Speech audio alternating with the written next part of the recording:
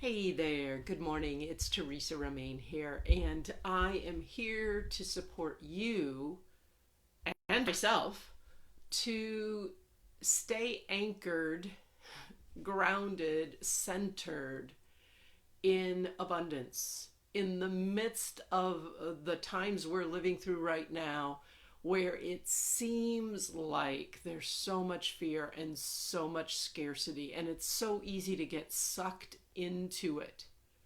And we get sucked into it, my friends, because we either forget or we don't know how to anchor in and trust that even in the midst of what's going on right now in our world, and a lot of suffering and pain and disruption and upheaval, that we're still part of something bigger than us, something that ultimately is about love, something more powerful and creative and resourceful, the source of all life, universe, spirit, God, the divine, whichever name you use for that.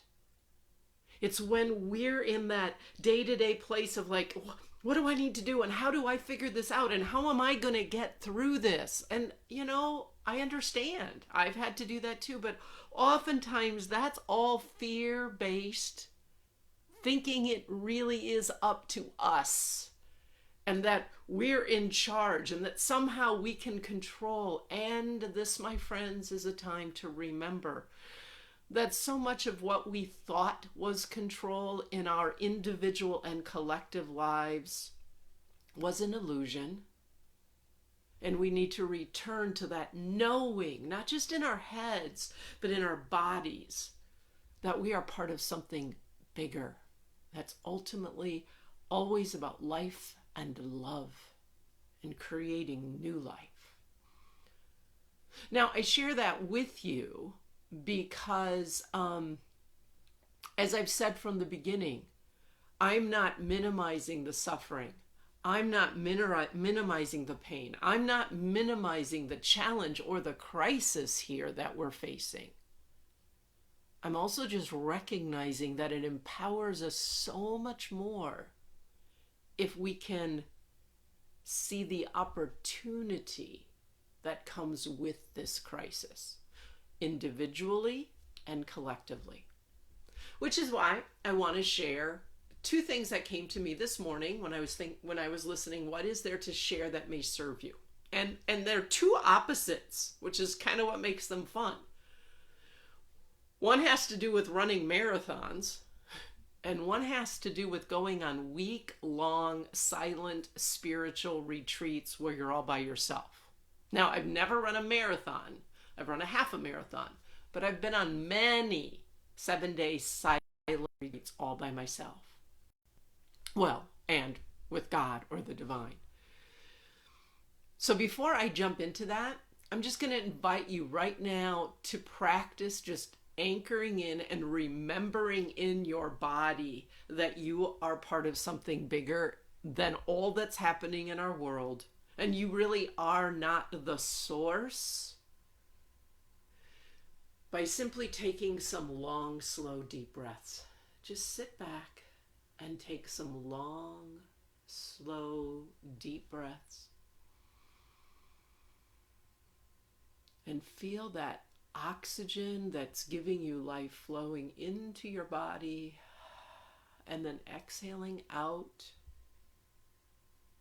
Note that you did not need to make this oxygen, that the availability of this oxygen is not affected by, excuse me, I'm going to sneeze. Excuse me, a little funny thing with breathing. It's not affected by this pandemic virus. It's not. It's still there, available to give us life. And for those of us who are able to breathe it in, let us breathe it in fully. Let us breathe it in fully. Let us receive that life. Note too that you didn't have to do anything or earn that oxygen. You didn't have to be good enough. You didn't have to pay for it or make it. Like, it's there for you as part of the creation that you are part of. And so breathe that in. And in that breath and in that knowing and in this experience, may it remind you, oh, there's something bigger than what is happening right now that I'm a part of. And that is always giving us the resources we need to create life, that support life, even in the midst of tragedy. And I invite you to continue to do that while I quickly share with you what marathons and silent retreats have to do with what we're going through. So a marathon is running 26 and a half miles. Okay, I talked about one aspect of marathons, I think it was, Saturday, a few days ago, when I talked about how we need to make sure we drink water before we're thirsty. Well, the other thing that's true about marathons is that you just can't set out today and say, I'm okay, I'm going to run a marathon today. There's a fair amount of preparation and training before the marathon. And part of that training is, because I've known people who have run marathons, is you go out and you run longer and longer distances. But an equal part of that training is that you recover and you let your body rest between the runs. When a marathon is over, no marathoner is going to run another marathon the next day or even the next week. That an essential part of preparing for and running a marathon includes time to recover, to renew. Hold that thought. Here's the spiritual retreat thing. I have been on many, many, many long silent retreats, which is when you go away, you go off to a monastery or church or a retreat center or something that's just out of your normal everyday life experience. And it's a time of emptying yourself and just being alone, to pray, to reflect, to listen. It's a time of offering ourselves to God or the divine, and how that divine spirit wants to speak to us and work through us. It's about an opening to that, creating an opening. Now, as a trained spiritual director, I've also supported many people on these retreats. And I'll never forget one of my clients, the first time she went. She was all excited because it had been a dream. She wanted to go on a retreat. She was all excited, and she was going to take books, and she was going to bring books to read, and this to read, and these prayers to say, and this music to say, and take this all with her. And I said, no. Leave that all behind. Why? I want to read all these spiritual books. And what she was doing is she was just bringing her same activity, have to be doing things to the retreat. And now she was going to be doing all spiritual things. That's not a retreat. So I said, pick one book, whichever one kind. That's it. And just be.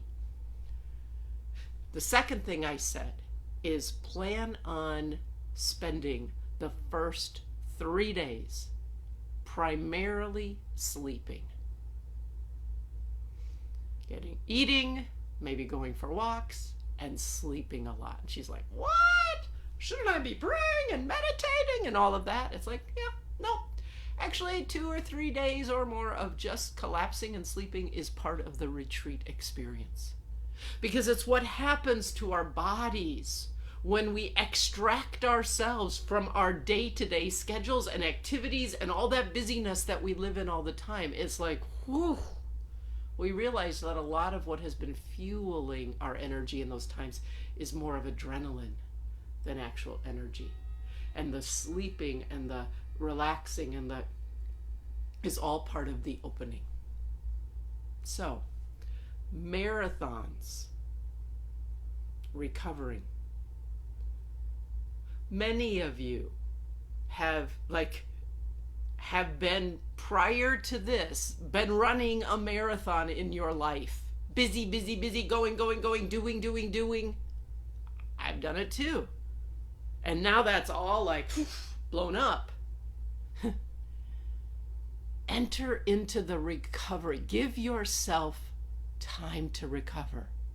It's not about, let me go do more. Oh, let me find out my new level of doing. And no, give yourself time to recover. Give yourself time to recover, just like on the spiritual retreat. Give yourself time. Because what we're going through, my friends, is not a sprint, it's a marathon. And a necessary part of being able to navigate it and come through it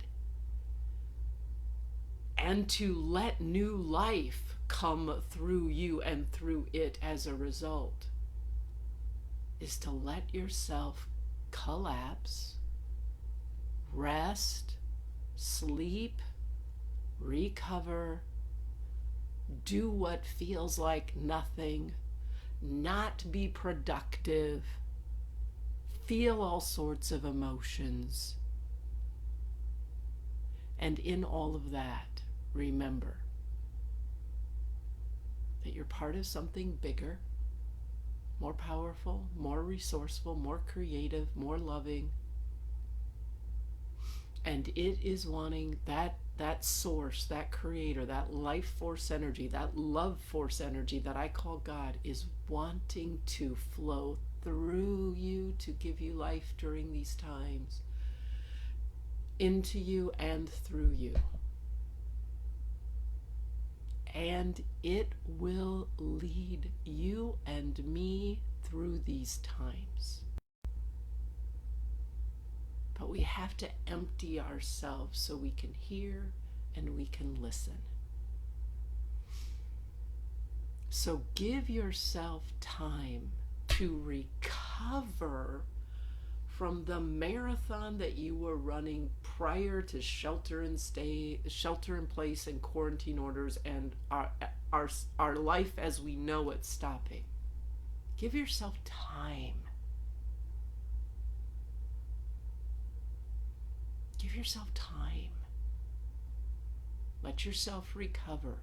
And in that time of resting and recovering, begin to listen. Listen to the life that's here flowing through you and what that life wants to create for you and with you. I hope this has served.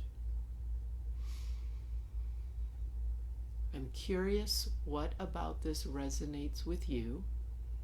And because, hi Lynn, and because this is a marathon for all of us, and it is especially a marathon for healthcare workers, grocery stores, the companies that are producing healthcare supplies, delivery people, I invite you, recognizing that you're part of something bigger, to let us together for 1 minute here go back to that rhythmic breathing, remembering we have all that we need in this moment.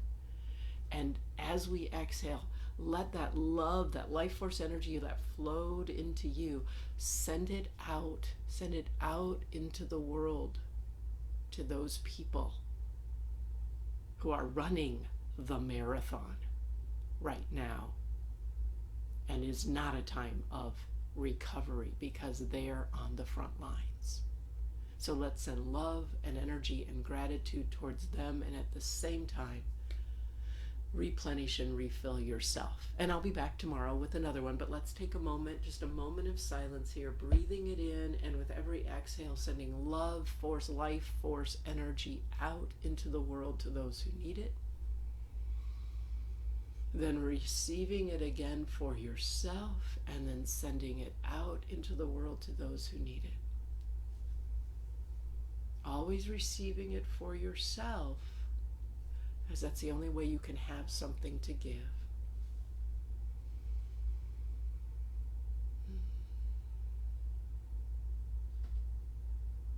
Look for the something bigger that's at work in the midst of this, my friend. Rest, let yourself recover, and listen and listen. And I will see you tomorrow. Thanks for being here, Lynn. Good to see you. Bye.